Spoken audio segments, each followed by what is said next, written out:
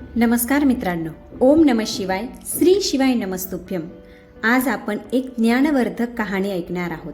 चॅनलवर नवीन असाल तर सबस्क्राईब करा आणि कॉमेंटमध्ये ओम नमः शिवाय अवश्य लिहा. चला तर मग आपण कहाणीला सुरुवात करूया. एक वाणी होता आणि तो अचानक आजारी पडला. त्याने आपल्या 3ही मुलांना बोलवले आणि त्यांना विचारले, मुलांनो, माझा काहीच भरोसा नाही. केव्हा मला मृत्यू जवळ बोलावेल ते मी सांगू शकत नाही. म्हणून मी आज तुम्हाला विचारतो, मी नसल्यावर तुम्ही काय कराल, कसे आपले जीवन जगाल. आपल्या वडिलांचे असे बोलणे ऐकून मोठा मुलगा म्हणाला, माझ्याजवळ दुकान आहे, तेच चालवून मी गुजारा करेन. दुसरा मुलगा म्हणाला, मी चांगला व्यापार करेल. आणि तिसरा मुलगा म्हणाला की बाबा, मी तर चोरी करेल.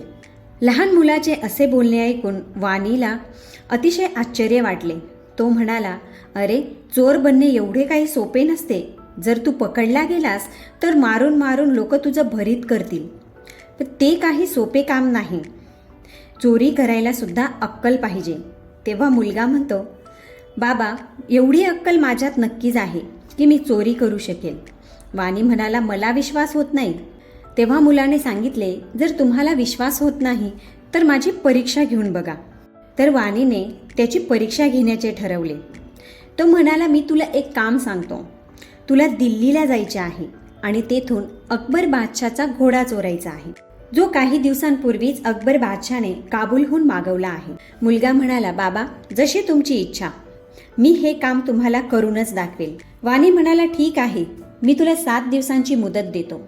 त्या 7 दिवसात जर तू हे काम करून दाखवले तर मी समजेल तू चोर होशील. मुलगा दुसऱ्या दिवशी दिल्ली जाण्यासाठी निघतो. दिल्लीला पोहोचून तो बघतो की 4ही बाजूला कडक पहारा आहे. आत जाण्यास मनाई होती.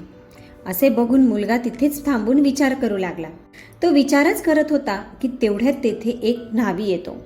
मुलगा त्याला विचारतो, तुम्ही कोण आहात आणि कुठे जात आहात. तेव्हा तो माणूस म्हणाला, मी न्हावी आहे, माझे काम हजामत करणे आहे. आता मी हजामत करण्यासाठी शहरात जात आहे. पण तुम्ही कोण आहात. मुलगा म्हणाला, माझे नाव जानी आहे आणि मला या शहरात जायचे आहे, पण कसे जाऊ ते कळत नाही. तेव्हा न्हाव्याने सांगितले की या शहरात तोच व्यक्ती जाऊ शकतो ज्याला काहीतरी काम करता येते. रिकामा माणूस शहरात प्रवेश करू शकत नाही. तेव्हा मुलगा म्हणाला, तर ठीक आहे, माझे येथे काहीच काम नाही, मी परत जातो. पण आता आलोच आहे तर तुम्ही माझी हजामत करून द्या. न्हावी हजामत करण्यासाठी तयार झाला, पण तेथे पाणी नव्हते. मुलगा म्हणाला, तुम्ही कुठून तरी पाणी घेऊन या, तोपर्यंत मी तुमची इथे वाट बघ. पाणी जवळ मिळणार नव्हते म्हणून न्हावी नाही म्हणत होता. मुलगा म्हणाला, तुम्ही माझ्यावर विश्वास ठेवा, ते सामान तुमचे इथंच ठेवून जा आणि पाणी आणा, मी तुमचे सामान सांभाळतो. जेव्हा न्हावी पाणी घेण्यासाठी तेथून जातो तेव्हा तो मुलगा जानीराम त्याचे सामान घेऊन सरळ शहराकडे चालू लागतो. त्याला कोणीच थांबवले नाही. 1-2 जणांनी विचारले, पण त्याने सांगितले की मी न्हावी आहे आणि न्हाव्याला तर कोणी थांबवू शकत नाही, कारण त्याला हजामत करण्याचे काम येत होते. शहरात प्रवेश करून तो एका म्हातारीच्या घरात राहू लागला. त्याने म्हातारीला बरोबर आपल्या बाजूने केले. त्याने नंतर म्हातारीला सर्व काही खरे सांगितले. तो म्हणाला, मी एक चोर आहे आणि अकबर बादशाचा घोडा चोरायला आलो आहे. तू जर माझ्या सांगण्यानुसार केले तर मी तुला रोज 1 अशर्फी देईन. म्हातारी लालची होती. ती म्हणाली, मला रोज 1 अशर्फी मिळणार आहे, मग माझे काय बिघडते. बाकीचे राजा जाणो आणि चोर जाणो.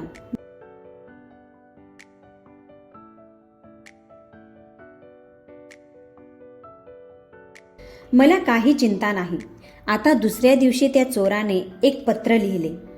पत्र त्याने अकबर बादशासाठी लिहिले की बादशाह, सावध व्हा, जाणी चोर तुमच्या शहरात आला आहे. त्याने ते पत्र म्हातारीला दिले आणि सांगितले की हे पत्र राजाच्या दरबारात जाऊन टाक. म्हातारीने पत्र घेतले आणि पोपटाच्या पायाला बांधले आणि दरबारात जाऊन टाकण्यास सांगितले. ते पत्र पोपटाने दरबारात जाऊन टाकले. बादशाह म्हणाला, जानी चोर आपल्या शहरात शिरला आहे आणि काबूलवरून आणलेला घोडा चोरण्यासाठी चेतावणी देत आहे. आता मी जर त्याला त्याच घोड्याच्या शेपटीला बांधून नाही खेचले तर मीही नावाचा बादशाह नाही. आता संध्याकाळ झाली आणि राजाने आदेश दिला, माझ्या घोड्याची चांगली देखभाल करावी आणि त्यावर काटेकोरपणे लक्ष द्यावे. आज रात्री जो माझ्या घोड्याकडे लक्ष ठेवेल त्याला 100 सुवर्ण मुद्रा देण्यात येतील. आता हे ऐकून कोणीच तयार होत नव्हते. एक लालची सोनार होता. तो म्हणाला, बादशाह, मी तयार आहे. मी तुमच्या घोड्यावर पहारा ठेवेल. इकडे म्हातारीने जानी चोराला सांगितले की आज काबूलच्या घोड्यावर पहारा देण्यासाठी एक सोनार बसला आहे. त्या चोराने म्हातारीला सांगितले की तुझ्याजवळ किती जुने पितळाचे आणि लोखंडाचे तुकडे पडले आहेत असतील तर ते एका पिशवीत भर आणि ते मला दे आणि त्याच्यावर एक रेशमी कापड लाव. म्हातारीने तसेच केले. इकडे जानी चोरने ती पोटली घेतली आणि म्हातारीला विचारले, सोनाराच्या घरात कोण कोण राहते? म्हातारी म्हणाली, त्याच्या घरात सोनार, त्याची पत्नी, सून आणि मुलगा आहेत. पण मुलगा परदेशात गेला आहे. आता ते तिघच तेथे राहतात. म्हातारीचे बोलणे ऐकून जानी चोर ती पोटली घेऊन सोनाराच्या घरी पोहोचतो. रात्र झालेली असते. दार ठोकतो आणि आवाज देतो, आई दरवाजा उघड, मी आलो आहे. म्हातारीने आवाज ऐकला आणि तिला वाटले की माझा मुलगा आला आहे. तिने सुनेला आवाज दिला आणि म्हणाली, बघ माझा मुलगा आला, किती वर्षानंतर आला. म्हातारी खूप आनंदी झाली. तो चोर म्हातारीजवळ गेला, म्हातारीच्या पाया पडला आणि मिठी मारली. म्हातारी म्हणाली, मुला, तुझा आवाज बघ किती बदलला आहे. तर चोर म्हणाला, आई तू सुद्धा किती बदलून गेली आहेस. असे त्यांचे बोलणे चालूच होते. म्हातारीने सुनेला सांगून चांगले पदार्थ बनवून घेतले आणि त्याला खाऊ घातले. नंतर मुलगा सुनेच्या खोलीत जातो आणि तेथे बसतो. बराच वेळ त्या सुनेबरोबर त्याचे बोलणे चालू होते. ती विचारते, तुमच्या आईसाठी तुम्ही खूप सारा पैसा कमवून आणला असेल आणि माझ्यासाठी काय आणले? तो चोर ती पोटली दाखवतो, ज्यात ते लोखंडाचे आणि पितळाचे तुकडे होते आणि म्हणतो, मी तुझ्यासाठी खूप छान छान दागिने आणले आहेत. तू कधी बघितले पण नसतील. मग ती म्हणाली, पण माझ्या माहेरच्या दागिन्यांपेक्षा सुंदर तर नसतीलच. तेव्हा तो म्हणाला, आधी तुझ्या माहेरचे दागिने मला दाखव, मग हे दागिने मी तुला दाखवतो. ती सगळे दागिने घेऊन येते, पण एक मोत्यांचा हार आणायचे विसरते. ती म्हणते, मी मोत्यांचा हार घेऊन येते, तोवर तुम्ही हे बाकीचे दागिने बघा. ती जेव्हा हार घेण्यासाठी आत जाते तेवढ्यात तो चोर विचार करतो, आता एवढे दागिने घेऊन मी इथून निघून जातो. ही चांगली वेळ आहे. मित्रांनो, एका भिंतीवर चढून तो घराबाहेर उडी मारतो. सरळ त्या म्हातारीकडे जातो. म्हातारी फार खुश होते आणि म्हणते, या चोरामुळे तर माझा खूप फायदा होत आहे. इकडे सकाळी सोनार आपल्या घरी येतो आणि त्याला कळते की सुनेचे सर्व दागिने चोरीला गेले आहेत. तेव्हा सोनार समजून जातो की हे काम नक्कीच चोराने केले असेल. आता सोनाराला फार दुःख होते की 100 मोहरांच्या लालचमध्ये हजारोंचे दागिने मी गमावले आहेत. सोनार ही सर्व घटना अकबर बादशाला सांगतो. बादशाह म्हणतो, तो फक्त चोर नाही तर फार चालाक आहे. त्याच्यावर आता जास्त पहारा ठेवावा लागेल, नाहीतर तो माझा काबूलचा घोडा चोरून नेईल. इकडे परत एक पत्र राजाच्या दरबारात पडते. पत्र वाचल्यावर समजते की पत्रात घोड्याला चोरण्याविषयी लिहिले आहे. आता राजा जास्त चिंता करू लागला आणि सांगतो, जो माझ्या घोड्यावर चांगला पहारा ठेवेल त्याला 200 मोहरा दिल्या जातील. आता तर कोणीच तयार होत नव्हते, कारण सर्वांनाच भीती होती की 200 मोहरांच्या चक्करमध्ये हजारोंचे आपले नुकसान होते. म्हणून सर्वजण नाही म्हणतात. पण तेथे एक कोतवाल होता. ते म्हणतात, राजासाहेब, तुम्ही चिंता करू नका. मी तुमच्या घोड्यावर पहारा ठेवेल आणि मी त्या जानी चोराला सुद्धा घोड्याच्या शेपटीला बांधून नाही ओढले तर माझे नाव कोतवाल नाही. आता सायंकाळ होते आणि कोतवाल बंदूक घेऊन, बेड्या घेऊन तबेल्यात जाऊन घोड्याची राखण करतो. तिकडे चोर म्हातारीला सांगतो की तू तपास कर, आज घोड्याची कोण राखण करत आहे. म्हातारी तपास करते आणि चोराला सांगते, आज कोतवाल साहेब घोड्याची राखण करत आहेत. रात्र होते तेव्हा जानी चोर एका सुंदर स्त्रीचा वेश धारण करतो आणि एक सुंदर अशी साडी नेसतो. हातात बांगड्या घालतो आणि कपाळावर टिकली लावतो आणि हातात पूजेचे ताट घेऊन रात्रीच्या वेळी मंदिराकडे जातो. तो त्याच रस्त्याने निघतो ज्या रस्त्यात राजाने घोडे ठेवले होते. तिथे कोतवाल पहारा देत होता. आता कोतवाल बघतो की एवढी सुंदर स्त्री रात्रीच्या वेळी पूजेचे ताट घेऊन कुठे जात आहे. कोतवाल त्याला थांबवतो आणि विचारतो, तुम्ही कोण आहात, कुठे जात आहात? स्त्री रूपातील चोर म्हणाला, मी पूजा करायला जात आहे. तर कोतवाल त्याला विचारतो, कोणाची पूजा करायला जात आहात? चोर म्हणाला, ठाकूरजींची पूजा करायला जात आहे. तेव्हा कोतवाल सांगतो, मी पण ठाकूरच आहे. मी तुझ्या समोर आहे आणि तू कुठे मूर्तीची पूजा करायला जात आहे? माझी पूजा कर. ती म्हणाली, नाही, मी तर मंदिरातच पूजा करेन. कोतवाल म्हणतो, किती मूर्खासारखे बोलत आहात. ठाकूर समोर आहे आणि तुला मूर्तीची पूजा करायची आहे. कोतवालने सांगितले, ठाकूर स्वतः तुझी पूजा करतील. तू काय ठाकूरची पूजा करशील? मग ती म्हणाली, ठीक आहे, मग येथे नाही, मंदिरात चला. कोतवाल घोड्यावर सवार होतो आणि बंदूक बेड्या घेऊन त्या स्त्रीच्या मागे मागे मंदिरात जातो. स्त्रीने विचारले, हे तुमच्या हातात काय आहे? तेव्हा कोतवाल म्हणाला, हे चोरांचे दागिने आहेत. स्त्री म्हणाली, ते दागिने मला द्या, मी घालून बघते.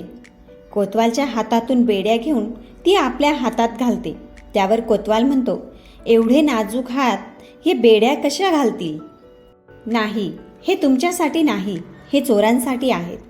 मग ती स्त्री हट्ट करते की नाही, मला एकदा तरी हे बेड्या घालून बघायच्या आहेत. कोतवाल म्हणाला, मी माझ्या हातात ह्या बेड्या घालून तुला दाखवतो, म्हणजे तुला समजेल. कोतवाल हातात हतकडी आणि पायात बेड्या घालतात आणि स्त्रीला सांगतात, बघितले, हे असे घातले जाते. आता तू माझ्या हातकड्या काढ. आता काय होते? चोर स्त्रीचा वेश काढून चोराच्या वेशात येतो आणि बंदूक कोतवालच्या छातीवर ठेवतो आणि म्हणतो, तुझी औकात आहे का ज्याने चोराची पूजा करायची? आता चोर कोतवालचे तोंड बांधून बादशाच्या दरबारासमोर फेकून येतो आणि सरळ म्हातारीच्या घरी जातो. सकाळी लोकांनी कोतवालची दशा बघितली आणि सगळे जानी चोरच्या नावाने घाबरू लागले, थरथर कापू लागले. आता इकडे काय होते? अजून एक पत्र राजदरबारात पडते. त्यात लिहिले होते, राजा सावध रहा, आज तुमचा काबूलचा घोडा चोरला जाईल. मित्रांनो, राजा परत आदेश देतो, आज जो आमच्या घोड्याचे राखण करेल त्याला 500 मोहरा दिल्या जातील. पण कोणीच तयार होत नव्हती. तेव्हा बादशाह म्हणतो, मी स्वतः आज माझ्या घोड्याची राखण करेल. बघतो जानी चोर माझ्या घोड्याला कसा चोरतो. जर मी त्याला बांधून नाही मारले तर माझे नाव पण. संध्याकाळ झाल्यावर अकबर बादशाह घोड्यावर सवार होऊन आपल्या घोड्याची राखण करू लागतो. इकडे म्हातारी चोराला सांगते, आज बादशाह स्वतः घोड्याची राखण करणार आहेत. चोर एका म्हातारीचा वेश धारण करतो, जुने कपडे घालतो आणि एक जाते घेऊन जिथे राजाचे घोडे ठेवले होते त्या रस्त्यावर जाऊन धान्य दळायला बसतो.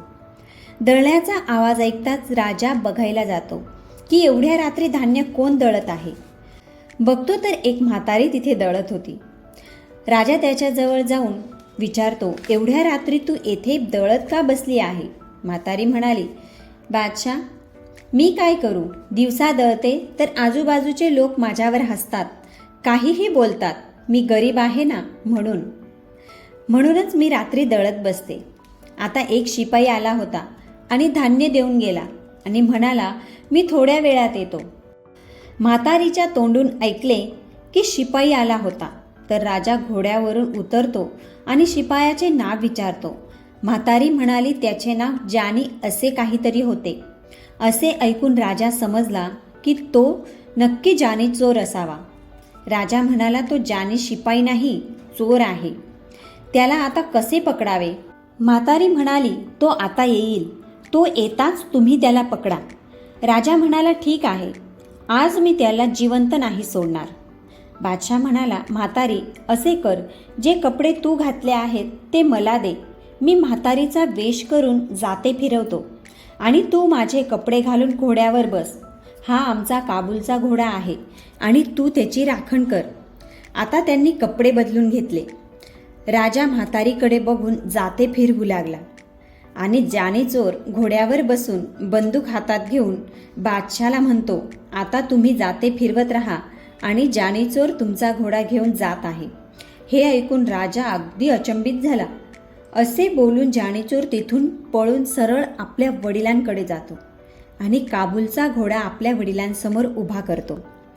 मित्रांनो, आपल्या मुलाची बुद्धिमत्ता आणि हुशारी बघून वाणी खूप खुश होतो आणि म्हणतो, बघ बाळा, आज मी समजून गेलो आहे, तुझ्यात फार अक्कल आहे.